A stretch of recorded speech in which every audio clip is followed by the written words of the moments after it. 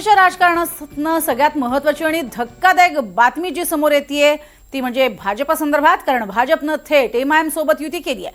Party with difference अशी ओळख असणाऱ्या भाजपनं सत्तेसाठी ओवैसींचा हात धरलाय। अकोट नगरपालिका निवडणुकीमध्ये भाजपच्या माया धुळे या नगराध्यक्षपदी विजयी झाल्यात। मात्र 35 सदस्यांच्या नगरपालिकेमध्ये भाजपला बहुमत नाही। त्यामुळे अकोटमध्ये 35 पैकी 33 जागांची निवडणूक झाली।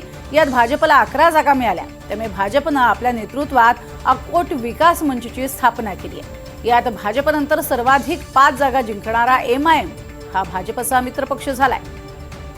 तर त्यापेक्षा महत्त्वाचं म्हणजे या सगळ्यासोबत शिंदेंची शिवसेना, ठाकरेंची शिवसेना, अजित पवार यांची राष्ट्रवादी, तसंच शरद पवार यांची राष्ट्रवादी आणि बच्चू कडू यांचा प्रहार जनशक्ती पक्षही सहभागी झाला।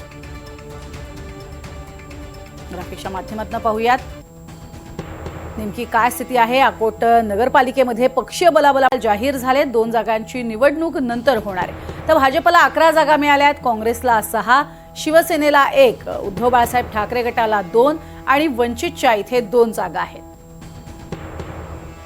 तर अजित पवार राष्ट्रवादी गटाला 2, शरद पवारांच्या राष्ट्रवादीला 1 जागा मिळाली आहे। प्रहारला 3 जागा मिळाल्यात, तर एमआयएमला 5 जागा मिळाल्या। आणि इथे अर्थातच आपला नगराध्यक्षासाठी भाजपनं एमआयएम सोबत हातमिळवणी केली आहे।